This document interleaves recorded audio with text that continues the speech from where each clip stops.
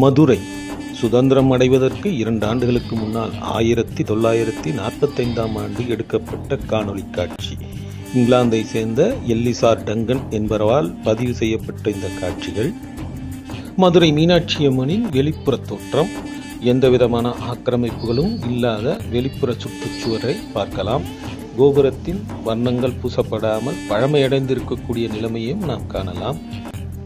வண்டி வாகனங்களற்ற சாலைகள், ஆடை அலங்காரங்கள் ஆபரணங்கள் இல்லாத எளிமையான மனிதர்கள் கோயிலை சுற்றி வருவதை காணலாம். கோயிலின் தெப்பக்குளம் அன்றாட வாழ்வியலுக்கு பயன்படுவதையும் இந்த காணொளி மூலம் நாம் உணரலாம்.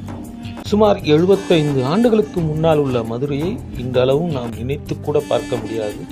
அப்படி ஒரு பிரம்மாண்ட வளர்ச்சியை அடைந்திருக்கக்கூடிய மதுரை மாநகரில் இன்றைக்கு உள்ள நவநாகரிக மங்கைகளின் தோற்றம் அன்றைய காலகட்டத்தில் அந்த நவநாகரிகம் இல்லாத எளிமையான இளம் பெண்களின் தோற்றம், தெருவெங்கும் காய்கறிகள் வியாபாரம், கூடையில் சுமந்து சென்று விற்கக்கூடிய சூழ்நிலையை காட்டும் படமாகத்தான் இதை காணலாம்.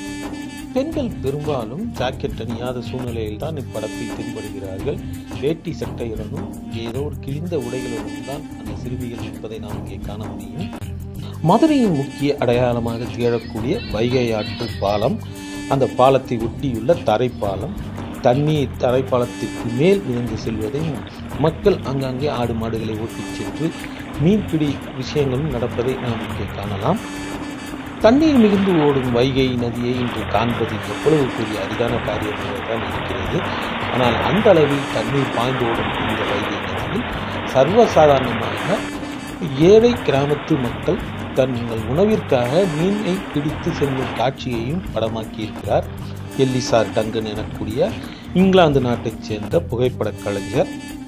அன்றைய காலகட்டத்து சிறுமியரும் பெரும்பாலும் ஜாக்கெட் அணியாமலேயே உடையை உடுத்தி இருக்கிறார்கள். இந்த ஆற்றை சுற்றிய வியாபாரங்களும், மீன்பிடி திருவிழாக்களும், துணி துவைக்கும் சலவை தொழிலாளர்களும் வைகையை எவ்வாறு பயன்படுத்தியிருக்கிறார்கள் என்பதை இந்த காட்சி மூலம் நாம் வெகு எளிமையாக உணரலாம். பரந்த வயல்வெளிகள், தண்ணீர் நிரம்பி நிற்கும் காட்சிகள், அப்போதுதான் கட்டப்பட்டுள்ள வைகை ஆற்று பாலம், ஓடிக்கொண்டிருக்கக்கூடிய ஜட்கா வண்டிகள், தூரத்தில் நான்மாடக்கூடல் என்று தமிழிலே கூறக்கூடிய மதுரை மீனாட்சி அம்மனின் கோயிலின் வெளிப்புற அழகான தோற்றம். அன்றைய காலகட்டத்து நாயக்கர் மகாலின் உள் நுழைவாயிலை படம் பிடித்திருக்கிறார். அந்த நாயக்கர் மகாலின் இன்றைய தோற்றம் மிக பிரமிப்பாக இருக்கும். ஆனால் அன்றைய காலகட்டத்தில் சற்று பொலிவு இல்லாத சூழ்நிலையில் காணப்படுவதையும் நாம் இங்கே காணலாம். பராமரிப்பு கொஞ்சம் அற்ற நிலைமையிலும் இவ்வாறே உள்ளதாகவும் இந்த புகைப்பட காட்சி மூலம் நாம் தெரிந்து கொள்ளலாம். நாயக்கர் மகாலின் தோற்றம் இன்று மிக பிரம்மாண்டமாக மதுரையை பொலிவுடன் காண செய்கிறது.